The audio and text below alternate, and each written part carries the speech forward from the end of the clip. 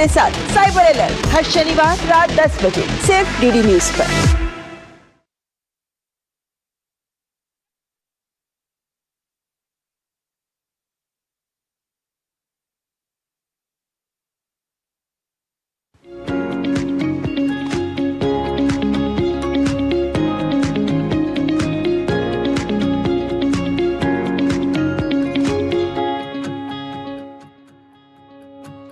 Screen तो आपकी है, पर अब आपका हुनर पूरे देश तक पहुंचेगा। नमस्कार।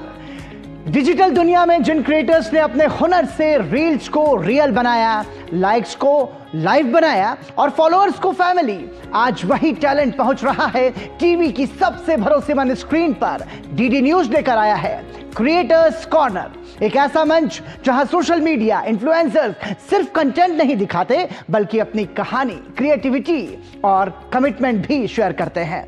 यहां हर क्रिएटर को मिलेगा पूरा क्रेडिट, आपका नाम, आपका चैनल, आपकी पहचान, लेकिन मंच हमारा, क्योंकि हुनर का सम्मान होना चाहिए और पहचान होनी चाहिए राष्ट्रीय। तो तैयार हो जाइए, रील से रियल तक, मोबाइल से मेन स्ट्रीम तक और सोशल मीडिया से राष्ट्रीय मंच तक के इस शानदार सफर के लिए आप देख रहे हैं क्रिएटर्स कॉर्नर, जहां क्रिएटर्स बनते हैं सेलिब्रिटीज।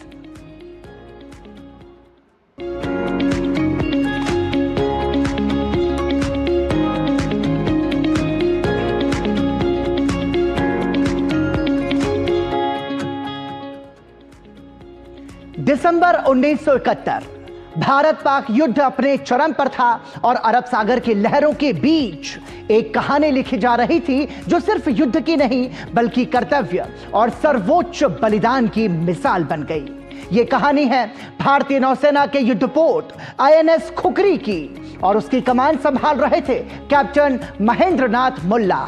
समंदर उस वक्त शांत नहीं था, लहरें नहीं बल्कि मौत की लहरें उठ रही थीं। दुश्मन की घेराबंदी में फंसा आईएनएस खुकरी और हर गुजरता पल हालात को और भयावह बना रहा था। लेकिन इस मुश्किल घड़ी में भी कैप्टन मुल्ला डटे रहे, क्योंकि नौसेना की परंपरा सिर्फ एक वाक्य नहीं थी, captain goes down with the ship. ये उनके लिए एक संकल्प था, एक अटूट वचन कि कर्तव्य आखिरी सांस तक निभाया जाएगा। जय हिंद भारतवासियों। एक सेलर ने बताया कि आखिरी वक्त में हमारे कप्तान के हाथ में एक जली हुई सिगरेट थी, जिसे लेकर वह शिप के साथ पानी के अंदर समा गए। वहीं एक दूसरे सेलर ने बताया कि जहाज के ब्रिज पर कैप्टन को मैंने देखा, जिस पर वो शांति से बैठे थे। जब तक जहाज दिखा तब तक हम उनकी ओर देखते रहे और वो जहाज के साथ पानी के अंदर समा गए। लेकिन यह कहानी टाइटैनिक की नहीं है। यह कहानी है एक ऐसे जांबाज अफसर की जिसने नेवी की सर्वोच्च परंपरा का निर्वाह किया और आखिरी वक्त तक अपने जहाज को नहीं छोड़ा। यह कहानी है एक ऐसे बलिदान की जिसके जैसी मिसाल भारत के इतिहास में दूसरी कोई नहीं है। मैं हूं रोहित वत्स और आप देख रहे हैं शौर्य गाथा।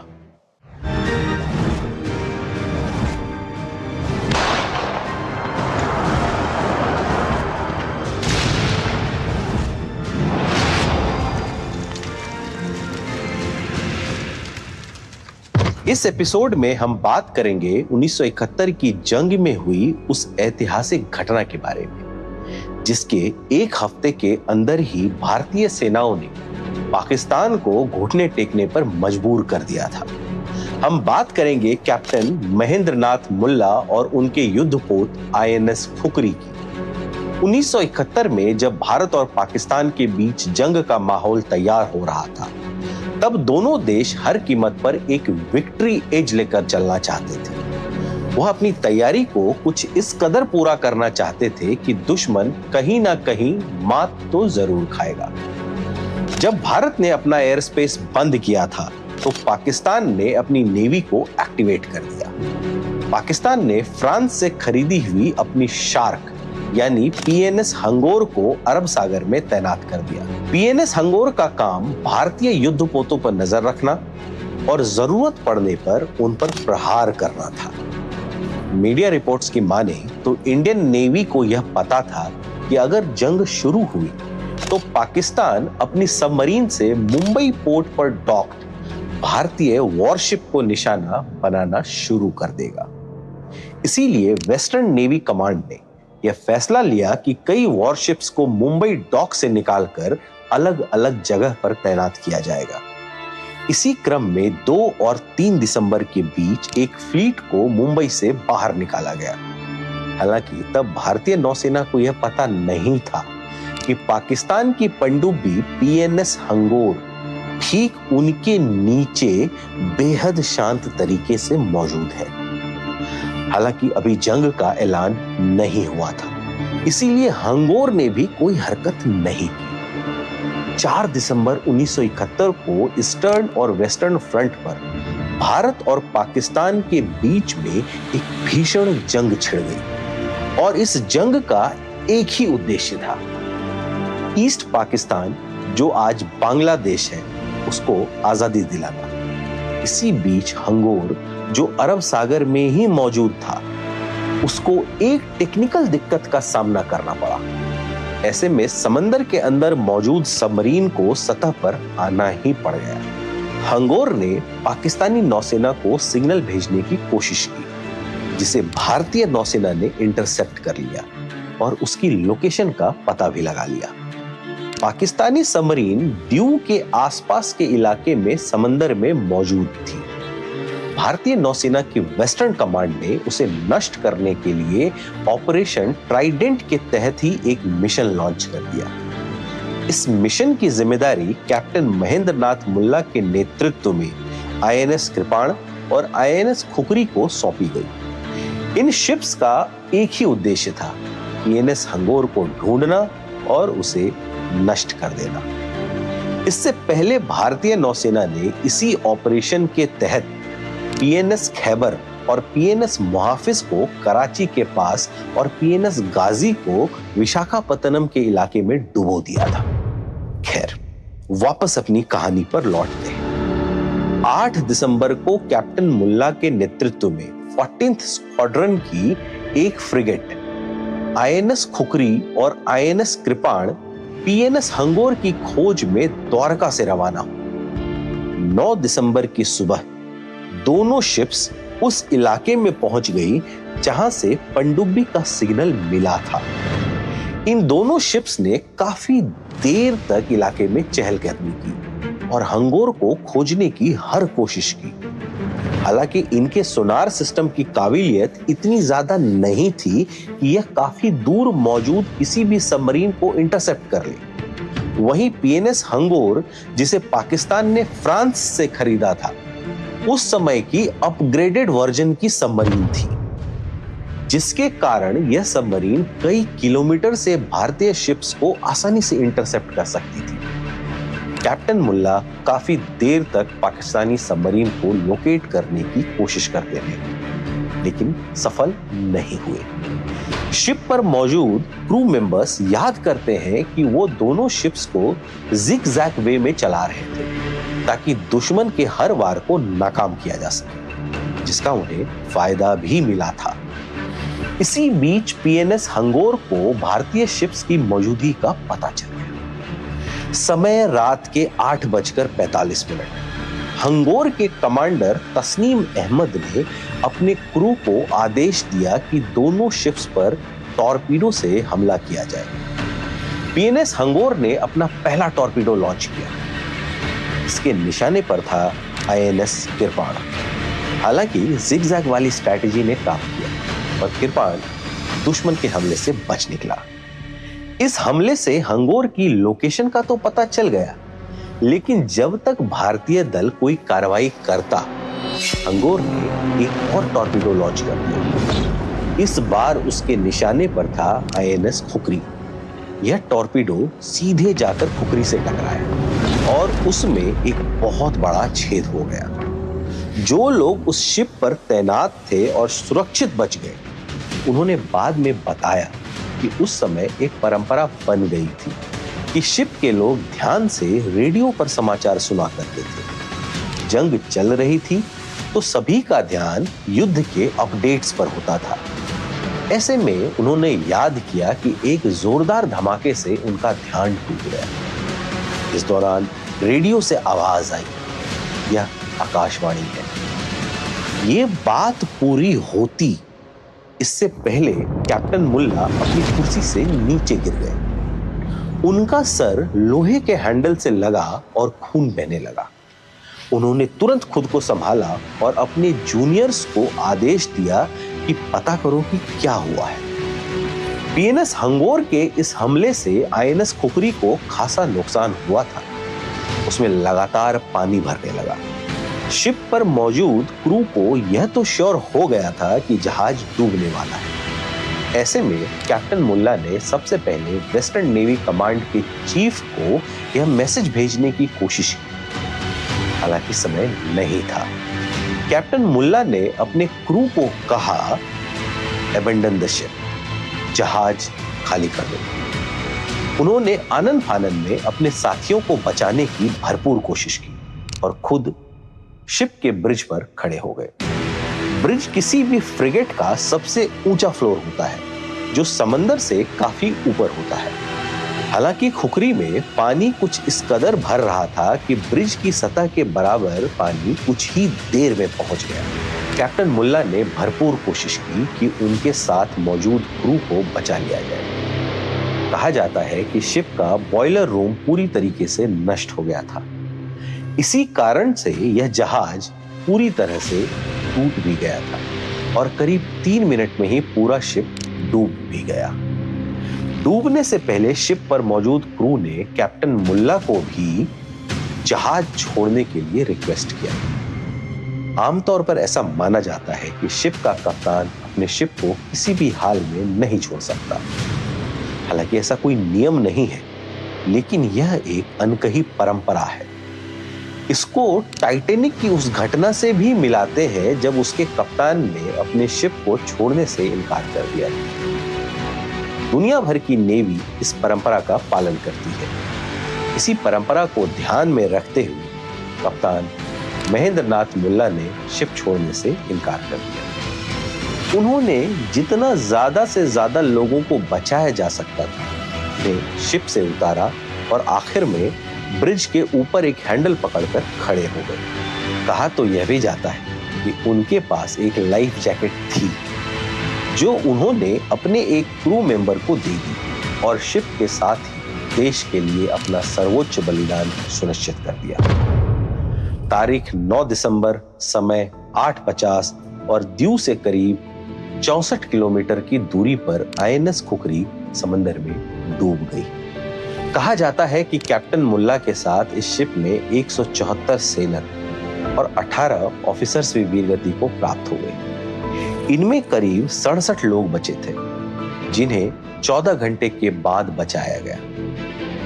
अपने साहसिक निर्णय और देश के प्रति सर्वोच्च बलिदान देने के इस फैसले के कारण कैप्टन महेंद्र नाथ मुल्ला को मरणोपरांत देश के दूसरे सर्वोच्च युद्धकालीन सम्मान महावीर चक्र से सम्मानित किया गया। कहा जाता है कि भारतीय नौसेना ने काफी कोशिश की कि पीएनएस हंगोर को खोजकर नष्ट कर दिया जाए, लेकिन यह पनडुब्बी बचते बचाते 16 दिसंबर जब ढाका में लेफ्टिनेंट जनरल ए.के. नियाजी अपने 93,000 सैनिकों के साथ सरेंडर कर रहे थे, तब यह पनडुब्बी सुरक्षित कराची पहुंच गई। कराची वही जगह है जिसे भारतीय नौसेना ने कुछ दिनों पहले ही नेस्तनाबूद कर दिया था। हालांकि हंगोर के कमांडर तस्नीम अहमद को पाकिस्तान ने सितारा-ए-ज़ुर्रत से सम्मानित किया था और 2006 में हंगोर को डीकमीशन कर दिया था। आईएनएस खुखरी ब्लैकवुड क्लास की एक फ्रिगेट थी, जिसका मुख्य काम सबमरीन को खोजना और उसको नष्ट करना था। इसे 1945 में यूनाइटेड किंगडम में बनाया गया था।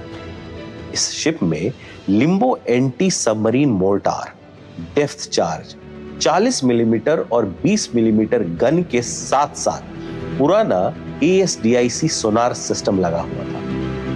भारतीय नौसेना ने दीव में आईएनएस खुखरी मेमोरियल बनाया है। इसमें समुद्र की ओर मुंह किए गए शिप पर सभी वीर गति को प्राप्त करने वाले योद्धाओं के नाम अंकित किए गए हैं। आज भी भारतीय नौसेना के अफसर और सेलर्स आईएनएस खुकरी को सिर्फ एक जहाज के तौर पर नहीं देखते हैं, वो इसे एक परंपरा के तौर पर देखते हैं। वहीं कैप्टन महेंद्र नाथ मुल्ला एक अधिकारी नहीं, अपनी ड्यूटी के प्रति एक सेट एग्जाम्पल है। आईएनएस कृपाण और आईएनएस खुकरी, इन दोनों का भारत की सैन्य शक्ति बढ़ाने में और दुनिया में ताकत दिखाने के लिए आज भी सबसे बड़े एग्जाम्पल्स हैं। देश इन्हीं सबमरीन, इन्हीं ऑफिसर्स और इन्हीं वीर गति देने वाले जवानों से बना है। आज जब हम उनके शौर्य को याद करते हैं तो हम समझते हैं कि यह देश उनके बलिदान की मिट्टी पर टिका हुआ है। कैप्टन महेंद्र नाथ मुल्ला जैसे जाबाज योद्धा मिसाल हैं भारत मां की सेवा के प्रति सर्वोच्च समर्पण के। इसी के साथ यहां रुक रहे हैं एक छोटे से ब्रेक के लिए, बने रहिए हमारे साथ।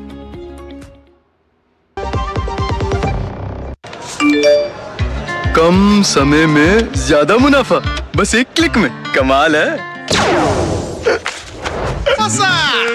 अनजान लिंक्स पर क्लिक मत कीजिए, आरबीआई कहता है जानकार बनिए, सतर्क रहिए। जब धरती चीर कर निकलता है लोहे का पत्थर और मिलता है मोंगिया के जोश से, फिर तपता है, पिघलता है और बनता है फौलाद। अब होता है सरिया सारी खूबियों के साथ। मोंगिया स्टील, मजबूत देश का मजबूत सरिया। गोल्डी छोले मसाले, जहाँ जाएं रिश्ते बनाएं। गोल्डी लाए हैं फ्रेश लॉक टेक्नोलॉजी, जो रखे मसालों को हर समय फ्रेश। के बाद एक बार फिर आपका स्वागत। आप देख रहे हैं क्रिएटर्स कॉर्नर। प्रधानमंत्री नरेंद्र मोदी के आत्मनिर्भर भारत के विजन को साकार करते हुए देश ने परमाणु ऊर्जा के क्षेत्र में एक और ऐतिहासिक उपलब्धि हासिल की है। कलपक्कम के परमाणु ऊर्जा संयंत्र में स्थित प्रोटोटाइप फास्ट ब्रीडर रिएक्टर यानी पीएफबीआर ने भारत को स्वदेशी परमाणु तकनीक के नए मुकाम पर पहुंचा दिया है। इन्हीं पहलुओं को विस्तार से समझा रहे हैं डॉक्टर प्रगत दत्त अपने इस खास वीडियो में। पीएम नरेंद्र मोदी ने एक ट्वीट के माध्यम से बताया कि भारत ने अपने सिविल न्यूक्लियर प्रोग्राम के दूसरे स्टेज में ऑफिशियली एंट्री कर ली है। अब ये सुनने में थोड़ा टेक्निकल लग सकता है, लेकिन इसे हम बिल्कुल सिंपल लैंग्वेज में समझते हैं और समझते हैं कि इतना बड़ा मोमेंट क्यों है। पीएम मोदी ने बताया कि कलपक्कम में बना प्रोटोटाइप फास्ट ब्रीडर रिएक्टर अब क्रिटिकलिटी अचीव कर चुका है। मतलब इसमें controlled nuclear reaction successfully start हो गया है। सिंपल शब्दों में रिएक्टर अब अलाइव हो गया है। अब असली बात यहां से स्टार्ट होती है। दुनिया में कई बड़े देशों जैसे यूएस, जापान, यूके, जर्मनी ने फास्ट ब्रीडर रिएक्टर्स पर बिलियन ऑफ डॉलर्स खर्च किए, लेकिन रिस्क और कॉस्ट की वजह से उन्होंने इस टेक्नोलॉजी को छोड़ दिया। लेकिन इंडिया ने कंटिन्यू किया। क्यों? क्योंकि हमारे पास चॉइस नहीं थी, स्ट्रैटेजी थी। भारत के पास यूरेनियम बहुत कम है, सिर्फ 1 से 2% ग्लोबल रिजर्व्स, लेकिन थोरियम लगभग 25% है, जो दुनिया में सबसे ज्यादा है। अब प्रॉब्लम यह है कि थोरियम को सीधे फ्यूल की तरह यूज नहीं किया जा सकता, और यहीं आता है होमी जे भाभा का विजन। उन्होंने 3 स्टेज न्यूक्लियर प्रोग्राम डिजाइन किए। स्टेज 1 में नेचुरल यूरेनियम से एनर्जी बनाओ और साथ में प्लूटोनियम तैयार करो। स्टेज 2 में, जहां आज इंडिया पहुंच गया है, यहां फास्ट ब्रीडर रिएक्टर प्लूटोनियम का यूज करते हैं और एक्स्ट्रा न्यूट्रॉन्स के जरिए और ज्यादा फ्यूल क्रिएट करते हैं। सिंपल भाषा में ये रिएक्टर सिर्फ फ्यूल जलाता नहीं, ये फ्यूल बनाता भी है। कलपक्कम का यह reactor 500 megawatt sodium cooled reactor है। जब ये इलेक्ट्रिसिटी प्रोड्यूस करता है, उसी समय ये नया प्लूटोनियम भी जनरेट करता है। मतलब पावर प्लांट खुद ही अपना फ्यूचर फ्यूल बना रहा है। और अब आता है स्टेज 3, जहां थोरियम 232 कन्वर्ट होगा यूरेनियम 233 में, और यही बनेगा लॉन्ग टर्म सस्टेनेबल फ्यूल। और यही सबसे बड़ा गेम चेंजर है, क्योंकि अगर ये साइकिल पूरी तरीके से सक्सेसफुल हो जाती है तो इंडिया के पास इतनी एनर्जी कैपेसिटी होगी कि वो सैकड़ों वर्षों तक एनर्जी सिक्योर रह सकता है।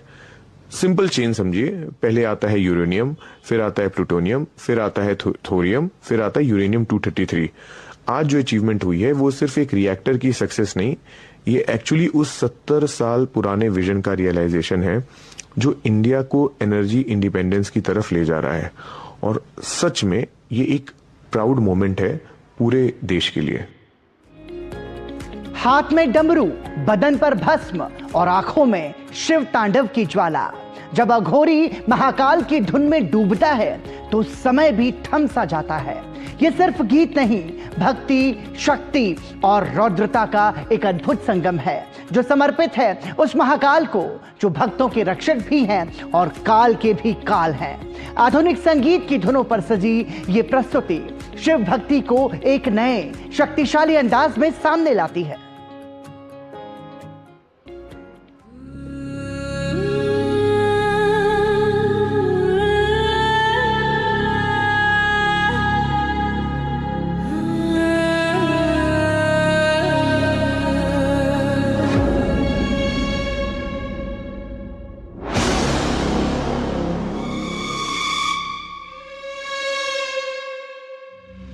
रात है काली, जागा है कैलाश, भक्तों की टोली भोले के पास।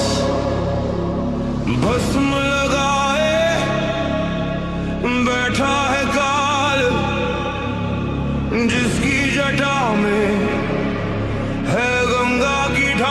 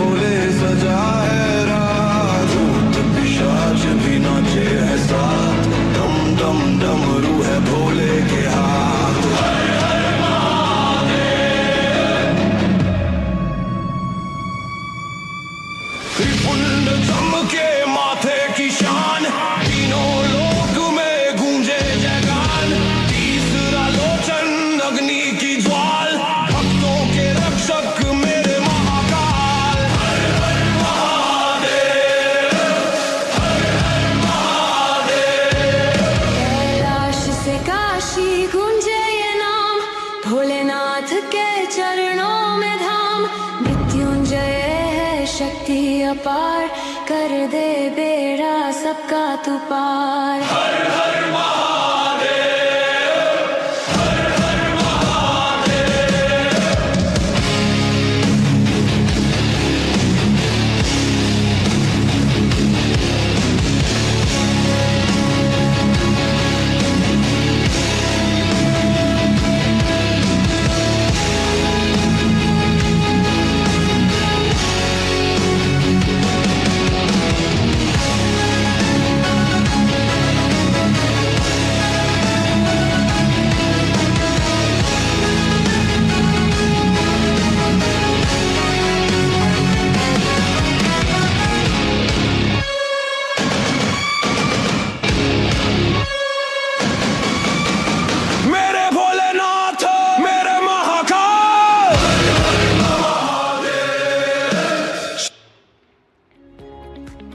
और इसी के साथ आज के क्रिएटर्स कॉर्नर के क्रिएटिव एपिसोड में इतना ही। अगर आपके अंदर भी है कुछ अलग करने का जज्बा तो आप अपना कंटेंट हमें ddnews.creatorscorner@gmail.com पर भेज सकते हैं या फिर आप 8130555806 नंबर पर व्हाट्सएप भी कर सकते हैं, क्योंकि क्रिएटर्स कॉर्नर में हर क्रिएटर की कहानी मायने रखती है और हर आवाज को मिलता है पूरा सम्मान, पूरा क्रेडिट।